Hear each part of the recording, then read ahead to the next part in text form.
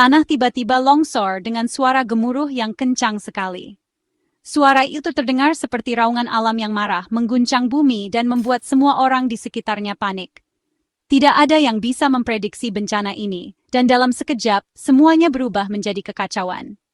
Pada tanggal 30 Mei 2025, warga di sekitar Gunung Kuda di Desa Cipanas, Kecamatan Duku Puntang, Kabupaten Cirebon, kena musibah longsor yang parah.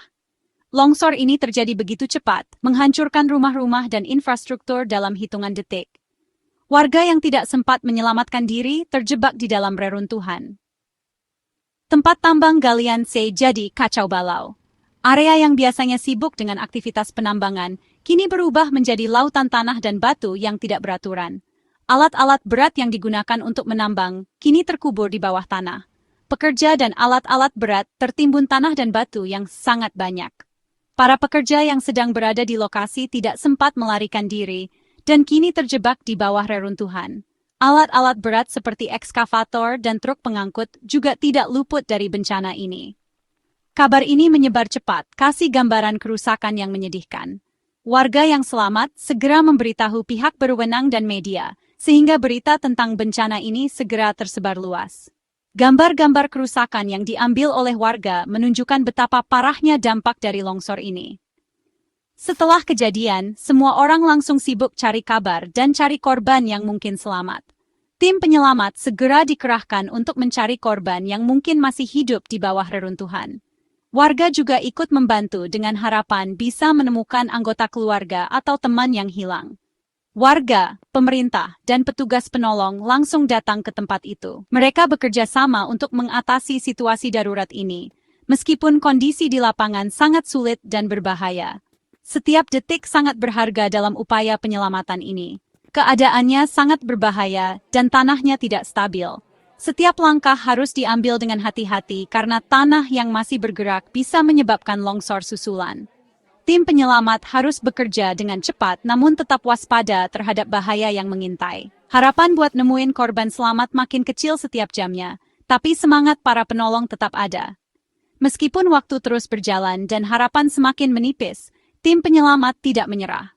Mereka terus bekerja tanpa lelah, berharap bisa menemukan korban yang masih hidup di tengah reruntuhan.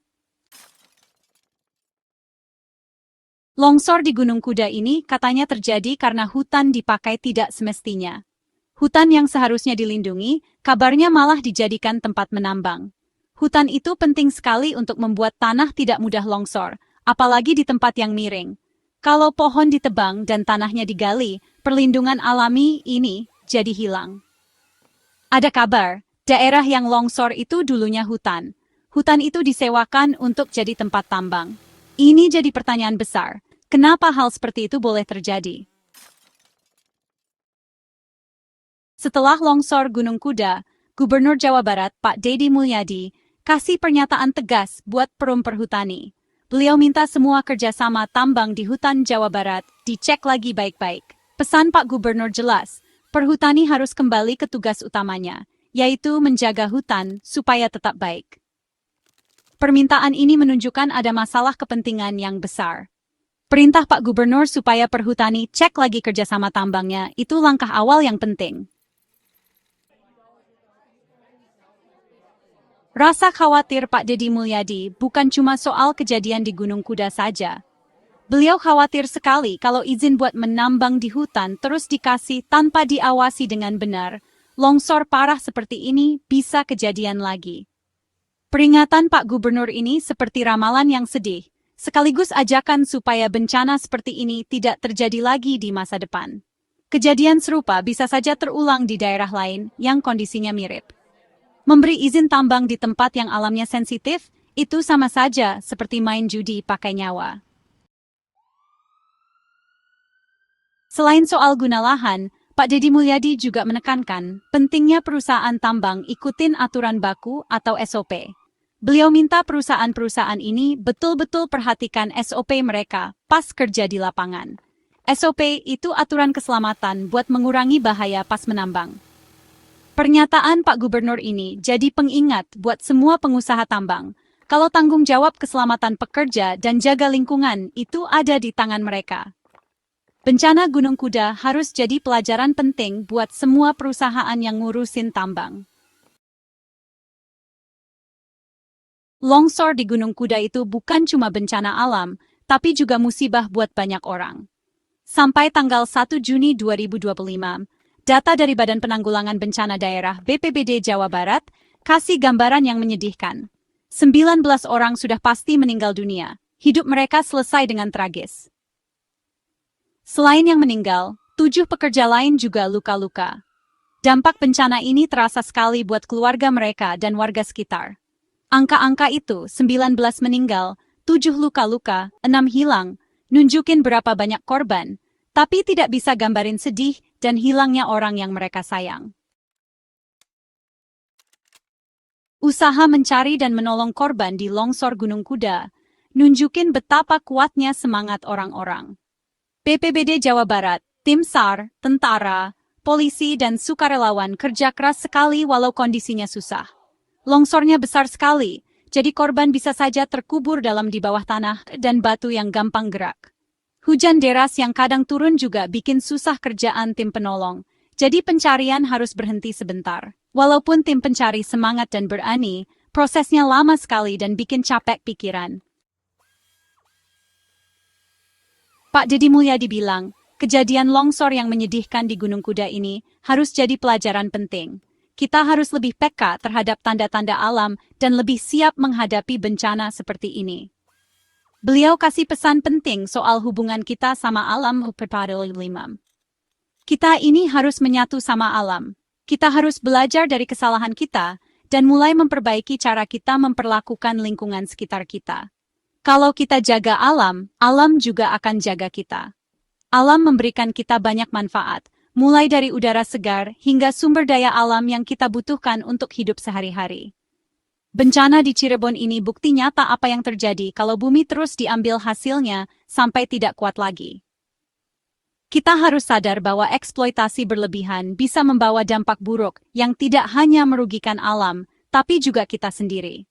Kejadian ini harusnya bikin semua orang, apalagi perusahaan tambang lain, mikirin lagi cara kerja mereka. Mereka harus mempertimbangkan dampak jangka panjang dari aktivitas mereka terhadap lingkungan. Cari untung tidak boleh lupa sama tanggung jawab buat berbuat baik. Perusahaan harus mulai mengadopsi praktik bisnis yang lebih berkelanjutan dan ramah lingkungan.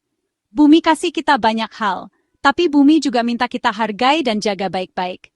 Kita harus mulai dari hal-hal kecil, seperti menanam pohon, mengurangi penggunaan plastik, dan mendukung kebijakan yang melindungi lingkungan. Dengan begitu, kita bisa memastikan bahwa generasi mendatang juga bisa menikmati keindahan dan kekayaan alam yang kita miliki sekarang. Longsor parah di Gunung Kuda ini jadi pengingat keras soal tanggung jawab kita kalau mau pakai hasil alam.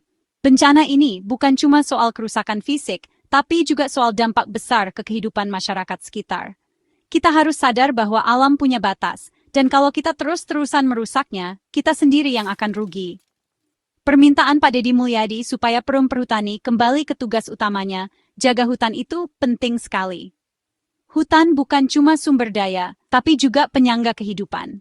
Tanpa hutan yang sehat, kita akan kehilangan banyak hal, mulai dari air bersih sampai udara segar.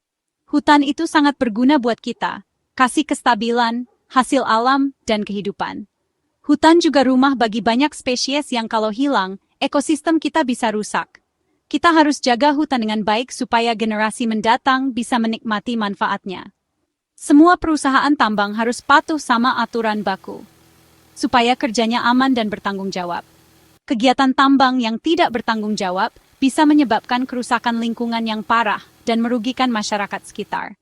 Penyelidikan yang lagi jalan dan proses minta tanggung jawab dari yang salah itu langkah penting. Kita harus pastikan bahwa mereka yang merusak lingkungan tidak bisa lolos begitu saja. Hukum harus ditegakkan dengan tegas supaya ada efek jera. Musibah ini minta kita buat belajar, berubah, dan perbaiki keadaan supaya kejadian sedih begini tidak terulang lagi. Kita harus mulai dari diri sendiri, dengan langkah kecil seperti menanam pohon dan ikut serta dalam kegiatan pelestarian lingkungan. Hanya dengan kerjasama dan kesadaran kolektif, kita bisa menjaga bumi ini tetap lestari untuk generasi mendatang.